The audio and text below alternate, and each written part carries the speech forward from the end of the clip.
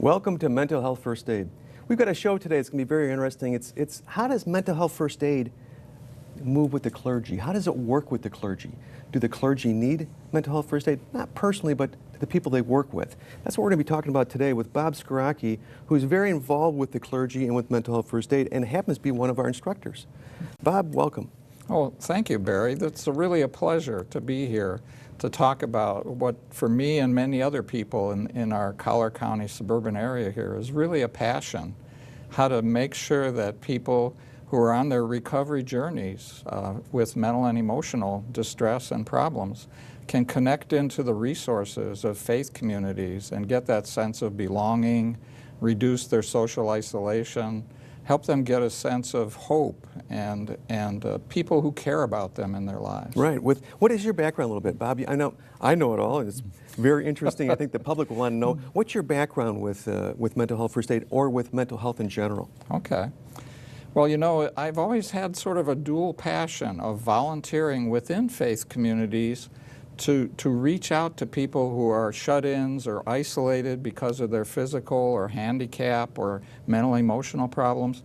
Back when I was in high school even, I remember being a part of a youth group that visited other youth who were shut in into their homes because of disabilities of different kinds. And I didn't know it at the time, but that was my preparation to become a social worker when I found out there was such a thing as social work a little later in my adult life. So then you knew what to go to college, to go for a degree for that? Right, and I ended up getting a master's degree in social work at the University of Illinois. And I went to work for the DuPage County Health Department, Mental Health Services. And wonderfully enough, the public health model believes in creating healthy communities by having public agencies like the health department collaborate and partner with other community agencies like churches and libraries and other community-based organizations where people live parts of their life. So that idea of partnering between faith communities and community mental health agencies and hospitals like Linden Oaks was very strongly a part of my professional development. Right, right. Your past life now, when I say past life at DuPage County, or the health department, that was what? What did you do there? Because you're retired now. Yes, yeah. In fact, now I can do what I love full-time in my retirement. I was a licensed clinical social worker at DuPage County Health Department, and a big part of my job role for the last 15 years of my work there was relating to faith communities and making sure that the resources that they have to offer for people to reduce isolation, to give them a sense of belonging, to actually develop recovery-oriented support groups within churches, to host mental health first aid classes. The churches can do so much in their mission to be caring, compassionate, hospitable organizations within a community. Right, right. With the background so you did this at DuPage County, and worked with the churches as your regular job. I didn't realize that. Yeah, and it allowed me to spend part of my job developing something called the Interfaith Mental Health Coalition, which is actually Collier County-wide. It's suburban Cook County and Will, DuPage, Kane, Kendall, all the way up into the northern suburbs. And we work with hospitals such as Linden Oaks, who are very community-minded, and also with faith communities and mental health providers and private practitioners and NAMI chapters, National Alliance on Mental Illness affiliates, who have great educational classes for family members with persons with mental illness. Or we've done a show in the past on NAMI. We've had Mary Dalton talking about NAMI and stuff, and it's just a great organization. And it is in Kendall County, and they are in all the different counties, which is nice to know and to hear and see, because how much help they can give us is really important. Exactly. So with the Interfaith Coalition was created through DuPage Health Department? DuPage County Health Department was one of the 3 primary founders of the Interfaith Mental Health Coalition, along with the hospital-based organizations like Linden Oaks and Central DuPage Hospital at that time, and also Samaritan Interfaith Counseling Center. So we had people providing pastoral care, which had that holistic perspective, the spiritual dimension as well as the psychological and the health. And then we had the hospitals, which were interested in promoting the general health of the community. And then we had the health department, which wanted to look for ways that their clients, the health department served over 4,000 persons with mental illness every year. And they were constantly looking for ways where those persons could get extra support and extra caring in their lives to reduce their isolation and make sure they thrived in their community. And really, with the health departments, that's accomplishing their goals by working with the interfaith and the different clergies and stuff. Yeah, it's one of those wonderful intersections where the missions of public agencies, the missions of hospitals, and the missions of faith communities all intersect, because everyone wants healthy people in the community. Right, right. And they want to make sure all the needs are met, the spiritual, the psychological, the physical, the social needs of people. Bob, this seems to come very natural for you. I mean, your background and stuff, and you're a very caring person, but you're pretty spiritual yourself. I mean, you are really think about these things deeply, and you try to get it across when you're teaching mental health first aid. Yeah, and one nice thing about the mental health first aid curriculum is that it does have, as part of its basic approach to recovery, that people look for those natural supports in the community. And faith communities are one of those natural supports that can be very important in building a sense of hope and connection and reduce that isolation. And stigma, it helps fight that stigma. Yeah. And faith communities have a lot to learn in stigma too sometimes. Sometimes if they don't know what signs and symptoms of mental health look like, they can mistakenly say, well, this person is just acting out or being disobedient, or their behavior is kind of sinful, and they don't recognize that those behaviors could actually be signs and symptoms of a depression or an anxiety disorder. And we touch upon these a little bit with the curriculum stuff, and not that the mental health first aid is totally spiritually based, but a big part of that is part of it because of the supports that's part of the helpful organizations and that can really help the person through these things. Because what we found out that a lot of people will go to the spiritual end. They will go to the clergy to try to get the help because they don't want the professional help going on. They don't want to be marked as something really happening for sure for them. You know, that's going to be marked down, and that's where a problem I think we have. But you know what, let's talk a little bit more about that when we come back, what we are teaching the clergy and what's going on with it. Sure. So we appreciate you being with us, and we'll be back in just a minute. Thanks. Everyone has friends. There's online friends, friends to go out with on a Saturday night, friends to hang out with and do nothing, friends who show up on moving day. And then there are the friends who'll be there if someone is dealing with a mental illness. Are you one of those friends?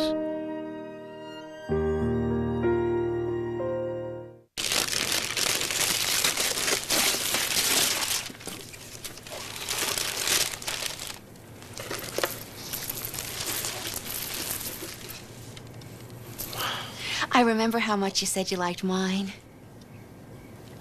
Oh.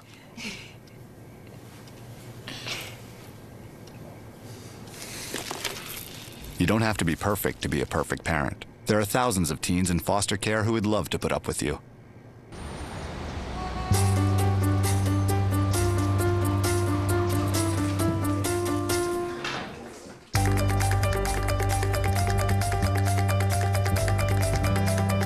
Big dreams and good grades aren't enough to get into college. There are actual steps you need to take. Finding someone who can help is the first and most important. For the next steps, go to knowhowtogo.org. Welcome back to Mental Health First Aid. We're talking about the clergy and how they fit into mental health first aid, and why do people approach the clergy for help, and maybe go to them first. And Bob, you're helping us out with this a little bit because this is one of your passions. You're in this, and you're an instructor for mental health first aid. Why do you think the clergy go? Why do they go towards mental health first aid, or how can we help them? Well, you know, it takes a lot of courage to admit you have a problem and to reach out for help. And the person that has a trust relationship already on an ongoing basis with a person it's much more natural to reach out to a known quantity than to a stranger at a mental health clinic somewhere. Right. So many times, and 25% it's estimated of persons in the general population and in the population within faith communities have a diagnosable mental health disorder in any given year. 1 out of 4 of us. Yeah. So 1 out of 4 of those people in those faith communities is struggling with some sort of mental and emotional distress, and they need to sort of talk about it with someone they care about and trust, and where they feel like they won't be rejected and confidential. And confidential. And oftentimes the clergy is the first responder in that kind of situation. They are that trusted person, the go-to person. I know we've done quite a few classes. I think we've had 8, maybe 10 classes with clergy, and it's just not for the clergy themselves, but for the parishioners. Yeah. But sometimes it's just locked in just for the clergy because they want, and their staff. Right. Because a lot of people will go to them because they don't want that official, the official documentation that they've had to have help for depression or anxiety. Once again, because of the stigma. Right. Yeah. And clergy oftentimes come up against problems that they feel ill-trained and ill-equipped to know how to handle. So those special groups just for clergy can be wonderful sources of consultation where they can talk about, well, I have a person who's very depressed and is struggling with their unemployment. What do I do? What are the resources in the community? And they can sort of consult with the leader of the consultation group and with other clergy who've dealt with similar situations and get ideas. So that special group just for clergy can be very powerful. Right. Now the clergy are going for this for the help, and we have a lot of other specialties, nurses, clinicians, police officers who are looking for the same help. What else can somebody do to try to prepare themselves to help other people? I mean, just the general population or your coworkers or friends, whatever. You mentioned NAMI. Yes. And we've had a show on here before with NAMI, the family to family. That's a class they can go to, right? Yeah, and boy, so many of the people that are active actually in the mental health committees in the churches and faith communities are also members of the NAMI affiliates, because that's where they got their initial training in what mental illness is all about and what the best way to support people in their recovery is. And then they take that NAMI information, bring it back to their faith community, and they help their minister, they help the other members of the faith communities figure out how to get hooked up with help and how to get the support programs in place in the churches. It just really meshes nicely together. I mean, we have several NAMI people who work for NAMI who are instructors. We have 51 instructors now. And we also have a lot of their instructors in the family to family that come to the mental health first aid classes. And they're able to give a lot of information, but it's also to help them too, to do a better job with it. Any other certificates or something, certifications or something you could do to prepare yourself? Well, you know, there's a national Interfaith Mental Health Coalition called Pathways to Promise that I want to mention. Interesting. What's that about? And it has affiliations all over the country with the major faith traditions. And they have developed a series of trainings and certifications, for example, in how to be a companion to someone who's in recovery with a mental or emotional problem, how to be a good non-judgmental listener, how to sort of walk side by side with the person in their recovery journey over a period of months, maybe even years sometimes, so that you're into extra support to reduce that stigma and to bring them into a sense of belonging with the community. So there are trainings in companionship that are offered through Pathways to Promise, and our local Interfaith Mental Health Coalition provides that PowerPoint training and leads those classes.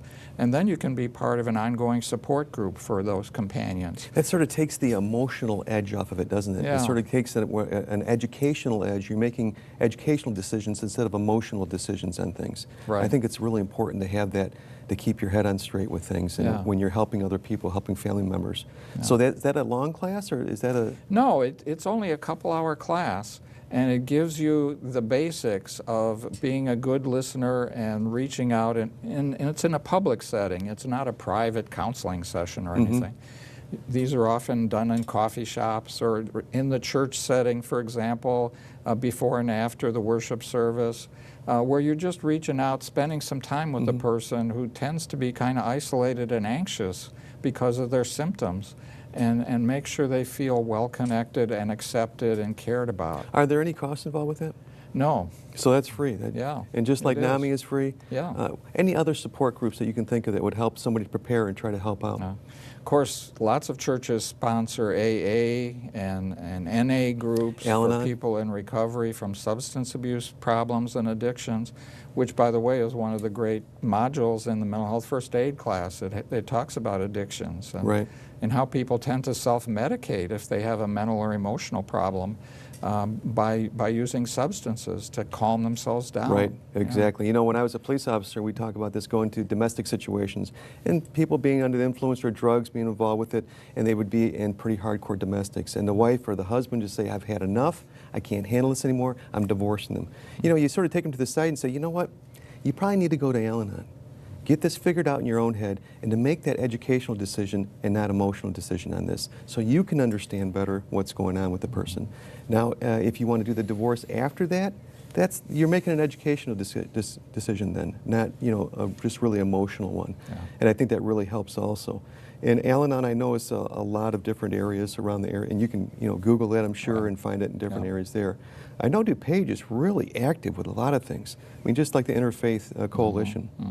I was really surprised to see, I guess not surprised, but they even have a crisis team that helps out. That they don't come out to the scene, but you can call them. Do you know anything about that? Yeah, for example, the DuPage County Health Department has a crisis unit and a crisis call 7 days a week, 24 hours a day. You can call 630-627-1700, and you'll get a trained crisis worker. And they also have 10 crisis beds there at the unit where people can come for a day or two, sometimes a little longer, to sort of get over the high anxiety part of their life distress. And they never rise to the level of needing to be hospitalized. Right. If they need to go in the hospital, they're referred to a local hospital like Linden Oaks. But that can be very helpful as well. Is this something that costs, or? It's all on a sliding fee scale. So like they do at the health departments? Yeah. Now, could somebody from a different county, or do they have to be from that county to get? Well, the services vary from county to county, but most counties have some sort of crisis line. And if they don't, there's the national crisis line that Mental Health First Aid teaches about, that people can call and then get linked into a local resource through the national crisis line. When we come back, let's talk a little bit more about that and see if we can find some more areas that would help people out, to help other people out. We'll be back in a minute. Please come back and join us at Mental Health First Aid. It begins innocently enough. You don't return a phone call. You break a date at the last minute. But in fact, it's the beginning of a pattern. And soon, your friend with mental illness realizes you're avoiding them. But what if you knew that your friendship was the key to their recovery? Would you still lock them out of your life?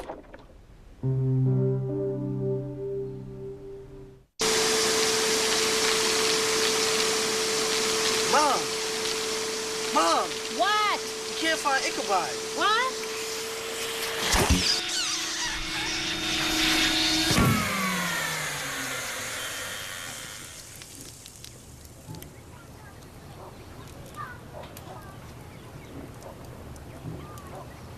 You don't have to be perfect to be a perfect parent.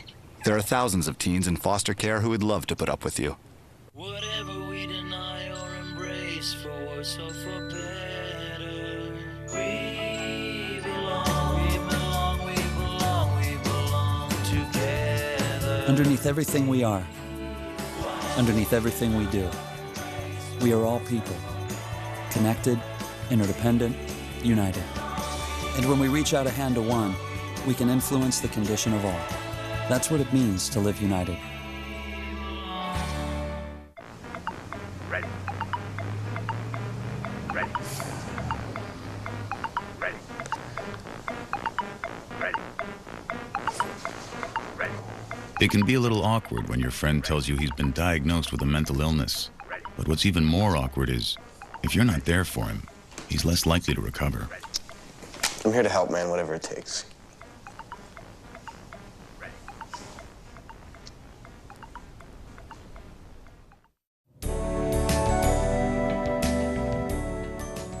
Welcome back to Mental Health First Aid. We're talking about clergy and mental health first aid, and we're looking at partnerships now.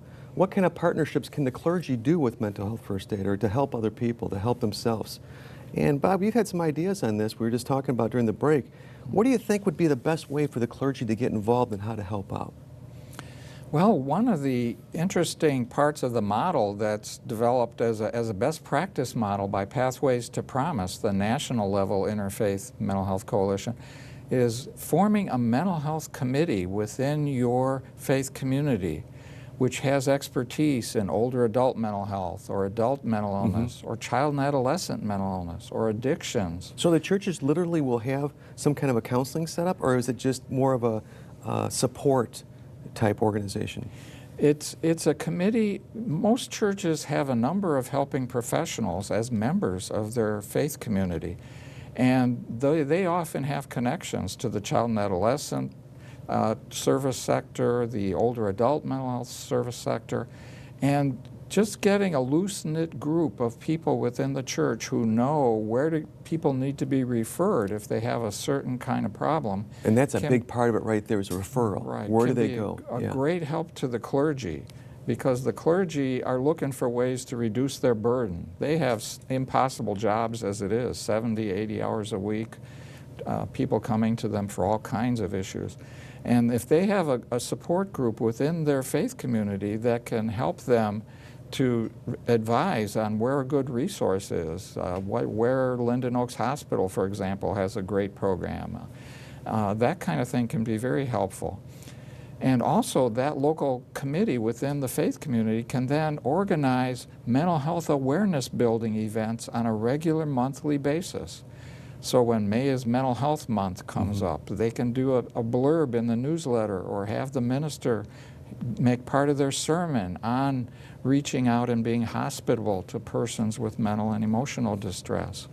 And every month you can have a different educational program, and that committee can help to organize that and make sure it happens. Okay, where would they start now? We're just looking at this. We have some people watching. They said, you know, that's a good idea. I like that. Yeah.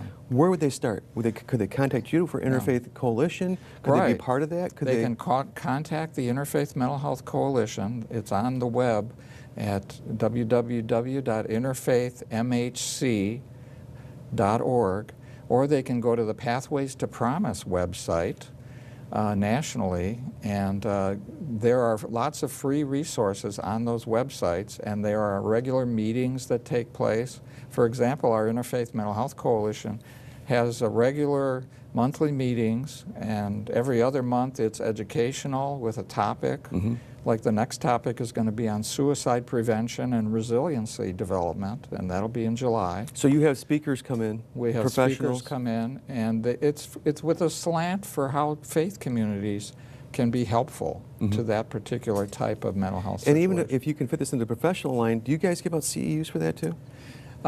We could. We haven't got quite that organized yet, but I know there are lots of great organizations that we can partner with to do that. Right, they give those out to be able to help continuing education units where some professionals need these to keep their license, and they could be part of their job then. They bring it in. Is there something that churches do right now? Is it Stephen Ministries? Is that? Yeah, many churches have faith community nurses, parish nurses. They have Stephen's ministers that are specially trained to do one-on-one support work with people in different kinds of distress. So they go to classes to learn how to be a Stephen minister. Right, and exactly. That's lots of different denominations. Samaritan Interfaith Counseling Center, for example, has regular training for Stephen's ministers, and they have an office right in Naperville. And then, for example, Meyer Clinics has a family bridges program where they actually train people in communication skills and conflict management skills and job seeking skills.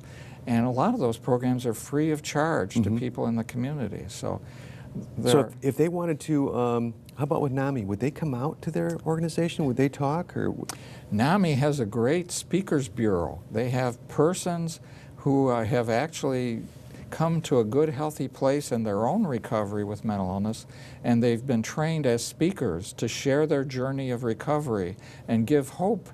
You know, they've got the street smarts. They know what it was like to go in the hospital, to be on different medications, to go through periods of despair.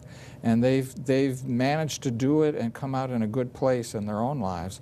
So they have a lot of credibility with persons just starting their journey of recovery. You know, it's really interesting because we learned at the last show with NAMI that it was started by two moms. Two moms that had kids who'd had some mental illnesses and some problems, and there's no support and no help out there, and they created this. So that's exactly what you're looking for, is, you know, a mom or a parent who's looking for help and to try to understand it and wrap your head around things to get it figured out what to do. Yeah, so our clergy can go out there. Are there any churches out there that you know of that have started this and are doing a wonderful job with it? You know, one of the ways I found out about these wonderful churches is through the mental health first aid classes, because the churches say, hey, we want to host a class.